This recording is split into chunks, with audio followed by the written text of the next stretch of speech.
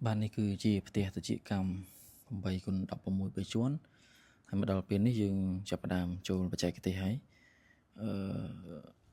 điệp chăm trồi và mở giả tiết dừng năng rủi ro chập đàm bạc xâm lệ nhỉ ban hai tên này cứ chỉ trừ đúng chém bất tới dừng miền trừ tràn mình được đúng chém tới ở dừng trừ mà lệ bộ mà rần ti có hôm mà rần ti không ấy có dừng miền này mà tại bong bồn không ai dừng để dùng bộ đúng chém đấy chỉ trừ bọc mai dưỡng hay cứ bong bồn bơ sạch trừ bỏ dưỡng cứ sạch mình men lương rồi có trừ khla bao trừ khla chạy thao vì ở toàn ngột ló có dưỡng ở vô một chập chuồn tệ chuồn này to tới sạch hái mình dưỡng chập chỗ của dưỡng ban poly ấy rôm bảo vì ở sạch đầm bây dưỡng ở sạch vì nghĩ sưu tùng cũng ở vì miền chặt truông vì ở chẳng nè bạn trong bóng bóng trời ca chữ ấy cái nhom miền lụt đấy mà bóng ai tẹt tông bán tầng chữ đúng cham hay tầng chữ mà đàn ti bóng mà lê ấy có nhom miền lụt lại ba chứng số là bóng bóng trời ca chữ ấy có nhom miền này hay ra chữ bụi dưỡng cứ hôn pi hôn hỡi bật ti bảo ví cứ chỉ từ từ mà tật là hay bảo vay bảo vi mà chỉ nôn về miền 7 mai về miền 4 mai hay có về miền 2 mai để xa chữ dưỡng mình ai thà trầm smart này sạch thì bàn tay dương chưa vô chữ mùi nó để cầm đất để sạch một phút nằm bây giờ một chập chuồn nó tệ chuồn bà hay lấy dương chập đam chuồn từ mưa càng nghi không tệ chỉ cắm bây giờ chập đam chuồn cắt chữ cắt ấy chuồn và ta hái nằm bây dương chập đuổi rồi môn chuồn làm không ai dương này mà hay tiền thì đấy tầm hôm bấm bay đập vào mũi bay chuồn nó hàngกับ bông cham chuồn từ đó chăm bề chieng bài là mồm bề là nghịch hay bà càng nghe nó không test đôi ban chấm điệp bóng ổn trắng theo video muốn nhầm ban banh liền xong ạt test muốn dừng chu và chạy cái test dừng liền xong ạt mà xa sân bạn hãy chớ dừng miền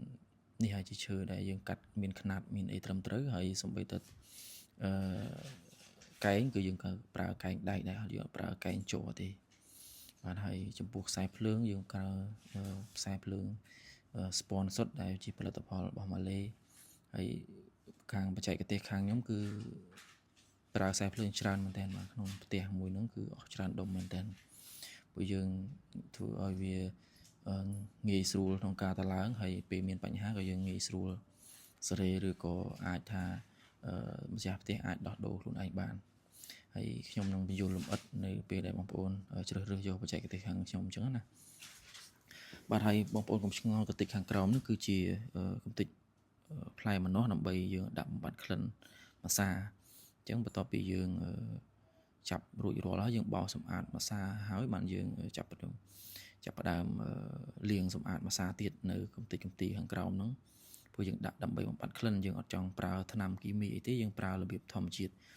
ហើយចំពោះនៅក្នុងផ្ទះក៏យើងអត់ប្រើពួកថ្នាំដើម្បីតាក់ទាញសត្វអីដែរគឺយើងប្រើប្រាស់ធម្មជាតិគឺដាក់ទៅសំឡេងដាក់ទៅអីដើម្បីតាក់យករៀបចំបច្ចេកទេសឲ្យត្រូវដើម្បីតាក់យកសัตว์តែប៉ុណ្្នឹងឯងហើយក៏មកស្រាវចង្ងល់ដល់បងប្អូនមួយចំនួនទូចដែរក៏ធ្លាប់តែសួរខ្ញុំយកតម្លៃអ្នកនេះទៅប្រៀបធៀបអ្នកនោះយកតម្លៃអ្នកនោះទៅប្រៀបធៀបអ្នកនេះអញ្ចឹងព្រោះការធ្វើផ្ទះជាកម្មវាអត់ដូចគ្នាទេទី1វាអត់ដូចទៅលើការធ្វើទី2ការប្រើផលិតផលក៏ខុសគ្នាហើយលទ្ធផលអីផ្សេងក៏ខុសគ្នាដែរជាពិសេសការប្រើប្រាស់ផលិតផលវត្ថុធាតុដើមអីផ្សេងគេអាចប្រើរបស់ថ្លៃរបស់ធូរថ្លៃរបស់ដែលអន់អីចឹងទៅបាទទៅតាមអ្នកបច្ចេកទេសរៀងខ្លួនអញ្ចឹងដូចខ្ញុំអញ្ចឹងខ្ញុំប្រើប្រាស់របស់ដែលវាជា brand របស់ Malay សុទ្ធដែលវាថាកាត់ទុកថាជា brand មួយល្អដែរហើយមួយទៀតនឹងពាក់ព័ន្ធនឹងភាពស្មោះត្រង់របស់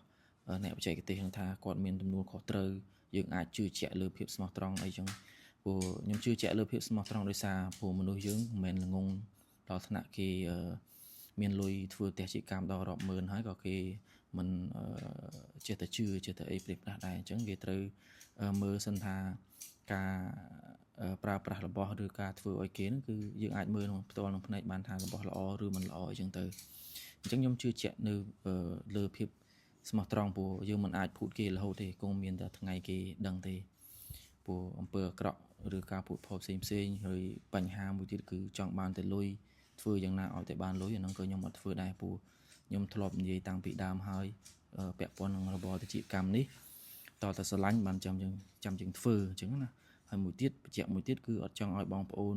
ទៅខ្ចីលុយធនាគារទាំងដុលឬទាំងដុំខ្ញុំនិយាយនេះគឺខ្ញុំនិយាយតាំងពីខ្ញុំធ្វើវីដេអូដំបូងបងប្អូនអាច scroll ទៅមើលបាន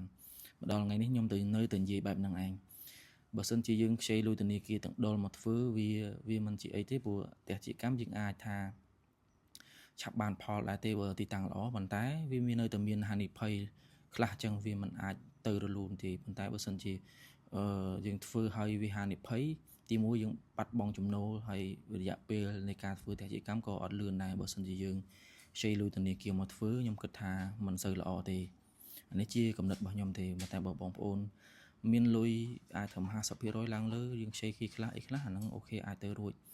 អញ្ចឹងយើងអាចធ្វើទៅបានហើយបាទនេះគ្រាន់តែជាការចែកម្លែករបស់ខ្ញុំទេមិនមែនជាការបង្ខាំងទេបើសិនជាបងប្អូនស្រឡាញ់របរនេះយើងអាចធ្វើបានដូចខ្ញុំអញ្ចឹងខ្ញុំស្រឡាញ់បានខ្ញុំចាប់ផ្ដើមទទួលធ្វើពីហ្នឹងទៅគឺស្រឡាញ់ការងារមួយហ្នឹងពួកយើងចាប់ផ្ដើមធ្វើរៀងយូរដែរហើយបងប្អូនមានវីដេអូហ្នឹងមានតែប៉ុណ្្នឹងអត់មានអីទៀតទេហើយសម្រាប់បងប្អូនត្រូវការទិញសម្ភារៈឬក៏ប្រឹក្សាពាក់ព័ន្ធនឹងការធ្វើសាងសង់ផ្ទះជាកម្មផ្សេងបងប្អូនអាចតាក់ទងមកខ្ញុំបានតាមរយៈលេខខ្ញុំដាក់នៅក្នុង description នេះបាទអរគុណបាយបាយសូមជម្រាបលាជួបគ្នានៅវីដេអូក្រោយ